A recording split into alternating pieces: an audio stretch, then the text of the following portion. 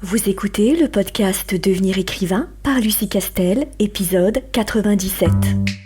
Bienvenue sur Devenir écrivain, le podcast pour démarrer et réussir votre carrière d'écrivain. Et maintenant, retrouvez votre animatrice Lucie Castel, autrice publiée à l'international, formatrice et conférencière.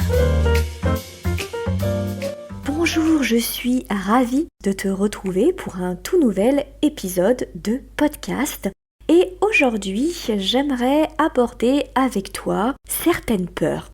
Certaines peurs que l'on a beaucoup lorsqu'on se lance dans le monde de l'écriture, lorsqu'on envisage d'être publié ou de sortir en auto-édition. Et ce sont des peurs qu'on a tous et toutes eues au début et qu'on n'a plus après, tout simplement parce qu'on se rend compte que ces peurs-là, elles n'ont aucun sens.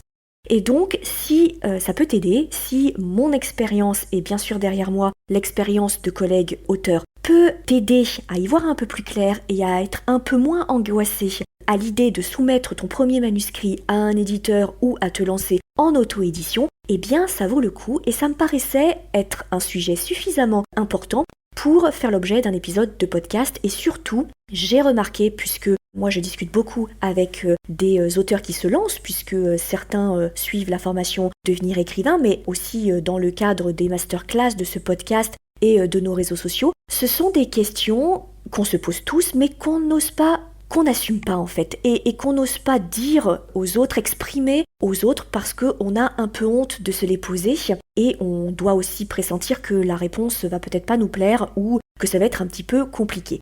Et donc, dans ce podcast, encore une fois, on se déculpabilise complètement. Il n'y a pas de questions idiotes ou stupides, ou toutes les questions qu'à un moment on se pose en tant qu'auteur, tu peux être certain, certaine, qu'un autre auteur se les est posées ou va se les poser ou jadis, au tout début de sa carrière, se les est posées aussi. Et ça vaut pour tous les auteurs, même les auteurs les plus connus maintenant ou qui ont une carrière absolument incroyable. Donc première question, première peur qui revient de façon récurrente et que presque systématiquement on me pose lorsque on est face à un étudiant qui va se lancer, c'est: est-ce que mon livre est bon ? Ça, c'est une peur et c'est une question qui angoisse tous les auteurs qui se lancent. Et vraiment, ça, c'est universel. Alors moi, la première, j'ai eu cette peur et je l'ai encore. Alors évidemment, maintenant, je sais que, je connais la réponse. Mais il n'empêche que, tout en sachant la réponse et en ayant l'expérience d'une dizaine de bouquins publiés à mon actif, il n'empêche que j'ai toujours un peu cette peur. Alors, la réponse à cette question sur « est-ce que mon livre est bon ?» Eh bien, c'est en fait que cette question, elle ne veut rien dire. Qu'est-ce que j'entends par là ?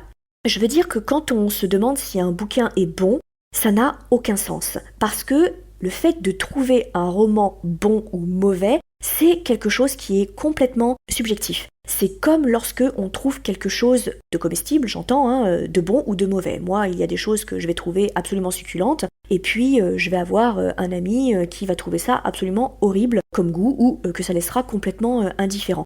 De la même façon qu'en matière d'esthétisme, il y a des choses que je vais trouver extraordinairement belles et qui vont laisser complètement de marbre quelqu'un d'autre, et évidemment inversement. Le goût lié à la production artistique, que ce soit un roman, que ce soit une musique, que ce soit une peinture, que ce soit une robe de haute couture, etc., c'est quelque chose qui est fondamentalement subjectif parce que ça actionne des leviers qui nous sont propres et qui remontent aux expériences qu'on a eues tout au long de notre vie et depuis qu'on est enfant, et qui a façonné notre sens du bon, du mauvais, du beau, du moche, etc. Et ça, c'est complètement personnel. Donc, la réponse à la question de « est-ce que mon livre est bon ?», c'est une question qui n'a aucun sens. Par contre, derrière, il y a une vraie question qu'il faut évidemment que tu te poses, que tu sois débutant, que tu te lances ou que tu sois professionnel, c'est: est-ce que mon roman est de qualité professionnelle ? Est-ce qu'il est mature professionnellement ? Parce que, et je ne le dirai jamais assez, j'ai même créé un institut de formation uniquement sur cette théorie-là, l'art de l'écriture est un art rigoureux qui répond à des techniques.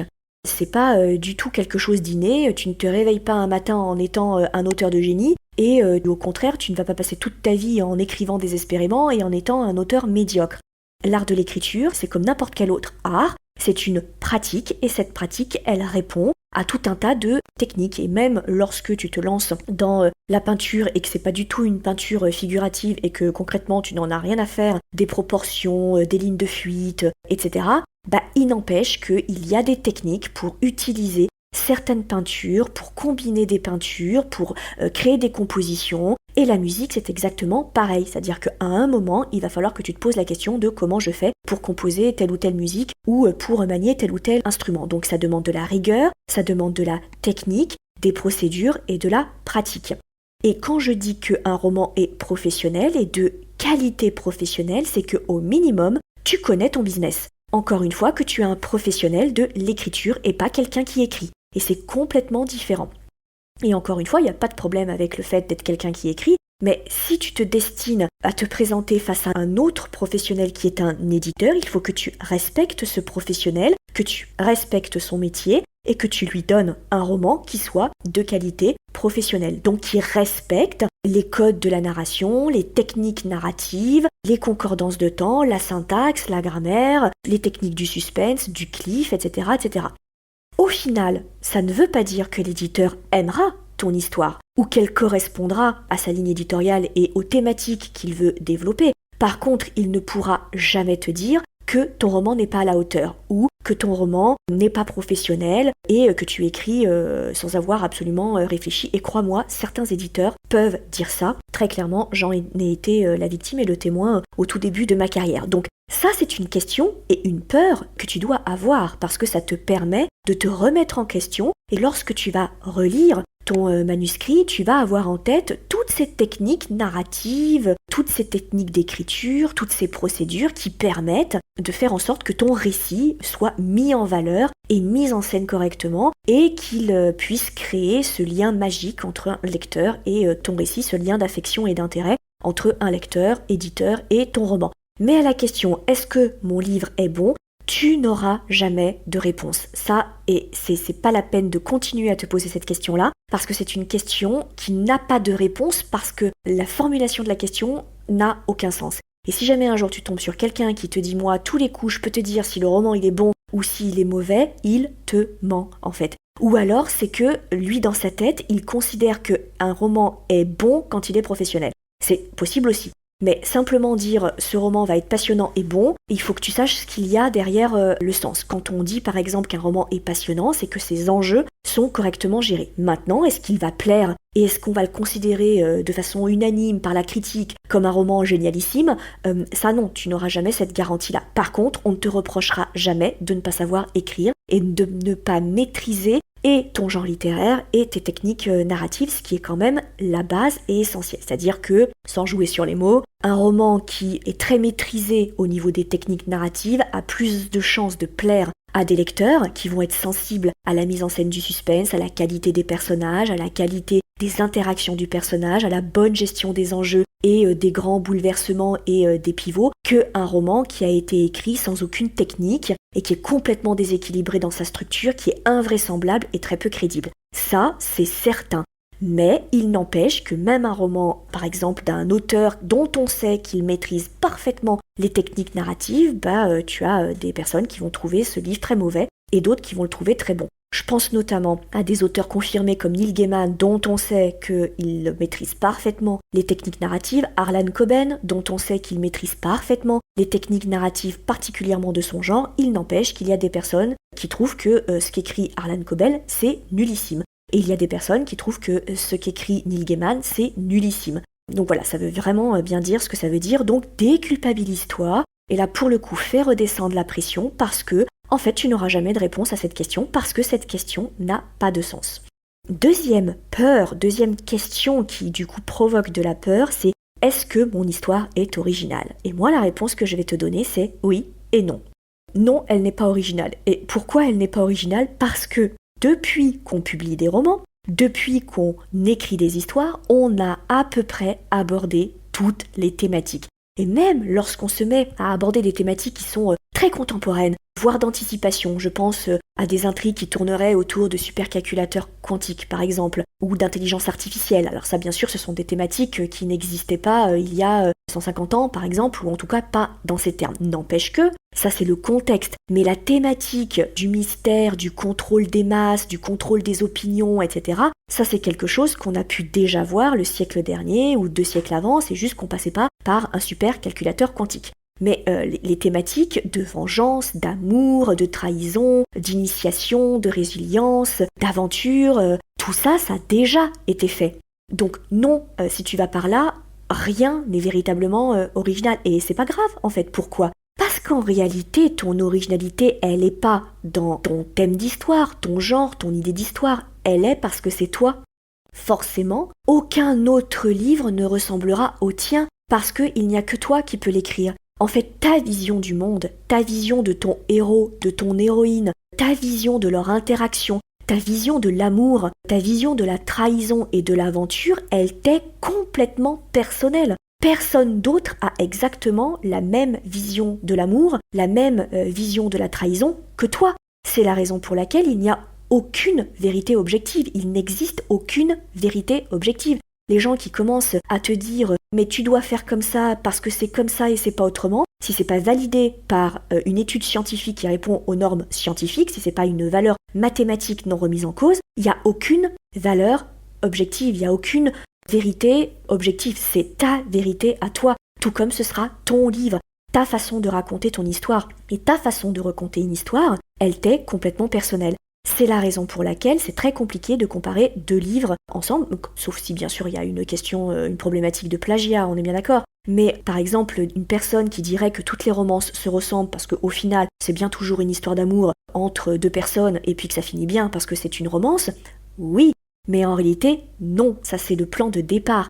Mais à l'intérieur, la façon dont on amène l'histoire d'amour, la façon dont les 2 personnages s'aiment, ça c'est quelque chose qui t'est forcément unique, parce que c'est toi qui as pensé cette histoire d'amour et qui a fait ressentir tes personnages et qui les a créés. Donc il n'existe pas de personnage équivalent au tien parce qu'il sort de ton imagination.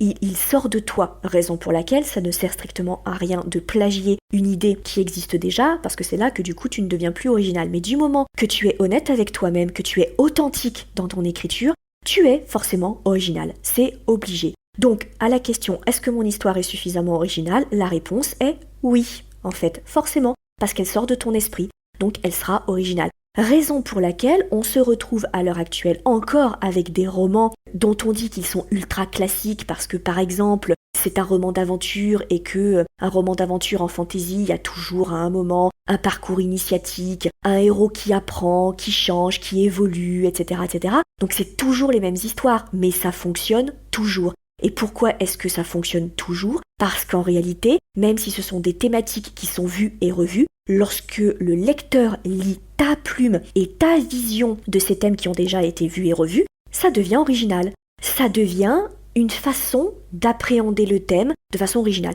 Et donc parfois, c'est un peu dommage, mais je vois des idées de manuscrits de certains des élèves où ils forcent le trait, ils caricaturent clairement leur narration pour que ce soit original. Et à chaque fois, ils me disent « Oui, mais j'ai changé d'avis parce que du coup, ça c'est un peu moins vu, c'est un peu... » Et je trouve ça dommage parce que c'est pas dans ce sens-là qu'on doit écrire une histoire. On doit pas se dire « Qu'est-ce que je peux faire qui n'a pas encore été déjà vu et revu ?» Et c'est ça que je choisis. En réalité, ce qu'il faut se poser comme question, c'est quelle histoire j'ai envie d'écrire. Et quand bien même c'est une histoire qui a été écrite et réécrite et réécrite, eh bien, moi, je vais faire en sorte que ce soit ma vision des choses, mon individualité, mon univers, mon imagination qui transpire et qui aborde ces thématiques. Et ça sera forcément original parce que ça passera par mon prisme à moi. Donc voilà, donc inutile de courir après désespérément l'idée originale parce que de toute façon, tu n'y arriveras pas. Encore une fois, tous les grands thèmes ont déjà été abordés, donc on va pas réinventer la roue. Mais c'est pas grave, en fait, parce que l'originalité, en réalité, d'une histoire, elle se trouve pas là. Elle se trouve dans le fait que c'est ta vision, que c'est tes sentiments et que c'est ton imagination. Donc ça, c'est vraiment important. Troisième peur, troisième question qui est fondamentale et qui pétrifie les auteurs, surtout en début de carrière, c'est est-ce que mon roman sera publié ?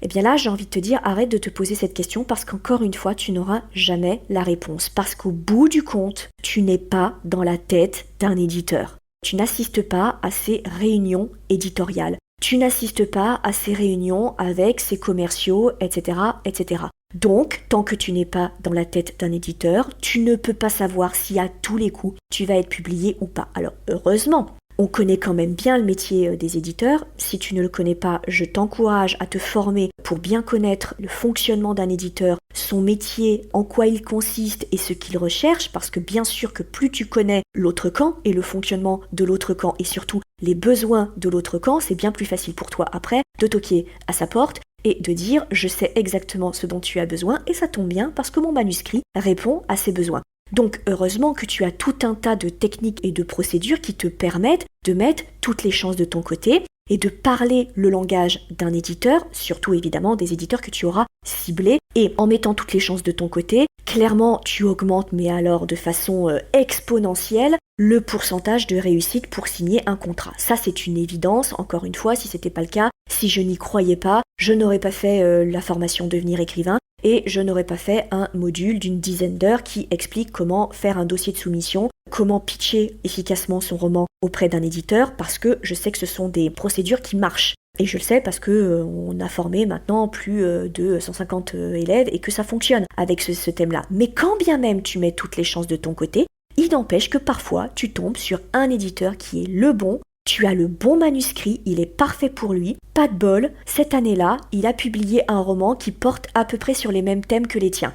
Pas de la même façon parce que je viens de te dire que évidemment c'est quelque chose qui sera unique et original parce que ce sera le tien. N'empêche que quand il va faire les quatrièmes de couverture et les couvertures, ça va être à peu près sur le même registre. Et donc pour les lecteurs, du coup, ils vont faire un choix parce que leur bourse n'est pas extensible et comme ce sont deux romans qui sont très proches en termes d'univers et en termes de thématiques, ils risquent de se court-circuiter. Donc là, dans ces cas-là, c'est pas que ton roman a un problème, c'est juste que tu tombes mal et que l'éditeur, il vient de publier une série ou un roman qui est à peu près sur le même registre et que il cherche quelque chose d'un petit peu différent ou quelque chose qui, par exemple, collerait un peu plus à l'actualité. Ou parce que en ce moment, c'est pas beaucoup la mode. Je pense notamment aux houdonites historiques. Même si ça cartonne au cinéma, c'est encore très très timide au niveau des publications. Donc là, c'est pas le problème de ton livre, c'est juste que pas de chance, au moment où tu le soumissionnes, c'est pas tellement la tendance. Sauf que ça, tu ne le sais pas forcément, parce que évidemment, tu imagines qu'il n'y a pas une publication qui dit alors, voici les thèmes qui sont tendance cette année, voici le millésime, si vous écrivez dans ces thèmes-là,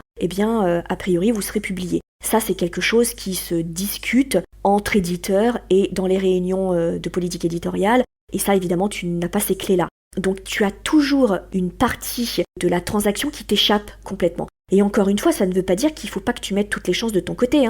C'est la même chose quand tu candidates à l'emploi de tes rêves ou quand tu prépares un concours prestigieux. Si tu y vas les mains dans les poches, tu as encore moins de chances que si tu y vas ultra préparé. Si tu y vas ultra préparé, tu augmentes de façon plus que très notable tes chances de réussir. Ça, c'est une évidence. Donc, bien sûr qu'il faut que tu connaisses les arcanes de ce milieu et la façon de soumettre un manuscrit, évidemment, ça c'est une évidence, mais quand bien même tu ferais tout ça, des fois ça marchera, et des fois ça ne marchera pas, et ce ne sera pas ta faute, ni la faute du manuscrit. Enfin, dernière question et dernière peur qu'on a beaucoup quand on débute, c'est est-ce que mon roman va marcher? Est-ce que mon roman aura du succès? Et est-ce qu'on va l'aimer? Et là, évidemment, j'ai envie de te dire qu'on touche à la partie magique et incompréhensible de la carrière d'un auteur, parce que tu te doutes bien que si les éditeurs savaient appliquer une recette qui fonctionne à tous les coups, ils l'appliqueraient à tous les coups, donc, et il y aurait que des best-sellers. C'est d'une logique implacable. Donc là aussi, je te mets en garde contre certaines promesses que l'on peut te faire, qui est de si tu écris ce roman selon ma méthode, à tous les coups, tu vas vendre 50 000 exemplaires ou 100 000 exemplaires.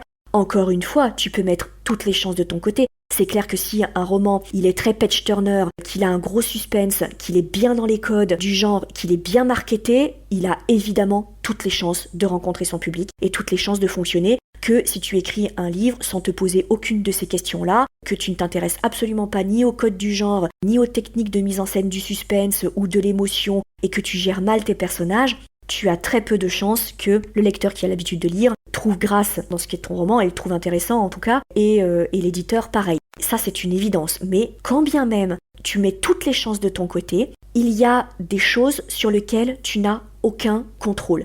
Et typiquement, l'une des choses sur lesquelles tu n'as pas de contrôle en édition traditionnelle, c'est le choix de la couverture. Alors on va peut-être te demander un peu ton avis, mais au final, quand tu es dans une grande maison, tu n'auras pas ton mot à dire sur le choix de la couverture, ni sur le titre, encore moins sur la 4e de couverture.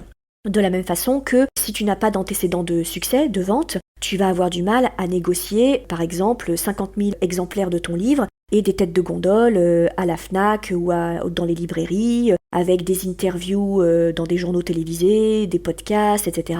Tu n'auras pas de contrôle là-dessus. Et on va pas se mentir, quand on a un bouquin de Musso, de Lévy qui sort, on le voit partout, c'est des têtes de gondole à n'en plus finir dans les librairies, il est au début des magasins, il y a des interviews un peu partout, il est en publicité en 4x3 dans le métro. On est bien d'accord que quand tu bénéficies de ce type de mise en avant, tu vas forcément mieux marcher que quand tu vas sortir à 3000 exemplaires, que ton roman il va rester 2 jours dans la vitrine du libraire et qu'après il sera au fin fond d'une étagère à côté des toilettes. Tu peux écrire le roman le plus génial du monde, il ne fonctionnera pas et on ne le verra pas en fait. Et ça c'est quelque chose qui t'échappe complètement. De la même façon, tu peux avoir un peu d'influence sur le fait de prendre contact avec des bookstagrammeurs, des booktubeurs, etc. en auto-édition, parce qu'en édition traditionnelle, ça c'est le travail de ton éditeur, on est d'accord. Mais tu ne peux jamais savoir si le booktuber ou le bookstagrammeur va aimer ton roman et va en parler. Mais c'est sûr que si tu as la chance d'être relayé par un booktuber qui a 50 000 followers ou un bookstagrammeur qui en a 100 000, ça va forcément avoir un impact sur tes ventes. Comme ça a un impact sur tes ventes, il va y avoir des mises en avant et ainsi de suite. Tu vas rentrer dans ce fameux cercle vertueux. Mais là, tu n'as pas la main là-dessus. Alors tu l'as un peu plus en auto-édition, bien entendu, puisque tu fais le travail de l'éditeur.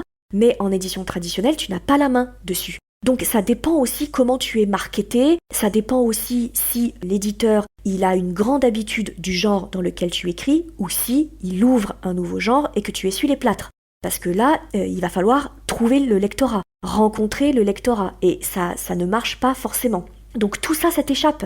Et tout ça, ça fait partie des éléments qui expliquent à un moment un succès. Mais il faut toujours être très prudent. Je vois assez souvent des personnes sur des blogs qui se mettent en gros un peu à analyser a posteriori le succès planétaire d'un roman. Et qui ont l'air de dire « mais moi je sais, moi je savais, je sais pourquoi ça a marché, écoute-moi parce que moi je sais que ça a marché ». Mais c'est un peu facile d'attendre le succès et après coup d'analyser ce succès-là. Ça fait pas de ça une recette. Ça fait juste une analyse factuelle a posteriori. Et ça ne fait pas du tout une recette qui fonctionne. Encore une fois, si la recette, elle fonctionnait, crois-moi que les éditeurs l'auraient acheté à prix d'or, l'auraient breveté et s'en serviraient. Donc c'est un peu facile, après coup, d'expliquer pourquoi Twilight a eu le succès qu'il a eu. C'est un peu facile, après coup, d'expliquer, d'analyser le succès de 50 Shades.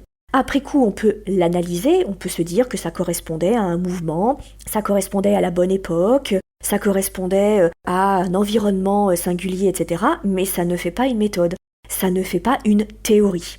Ça fait simplement une explication, une analyse a posteriori d'un événement qui s'est produit et qu'on essaye d'expliquer. Donc, faut que tu relâches la pression sur cette peur qui est de est-ce que mon roman va avoir un succès et est-ce que mon roman va fonctionner parce que qu'il marche ou qu'il ne marche pas, ça a souvent assez peu à voir avec toi, en fait. Et ce qui est magique dans la carrière d'un écrivain, c'est que ce n'est pas parce que tu as publié 4 romans et que ces 4 romans sont restés très confidentiels, se sont très peu vendus, que le 5e roman ne sera pas un best-seller. Inversement, ce n'est pas parce que tu fais un best-seller que le prochain sera aussi un best-seller. Et je te recommande d'écouter les interviews de Fred Vargas, qui est une autrice extraordinairement connue, évidemment, en milieu de polar, j'entends, dans son genre de polar. Et c'est assez intéressant de l'entendre te parler de sa carrière, de son déroulé de carrière, parce qu'elle a un certain âge maintenant.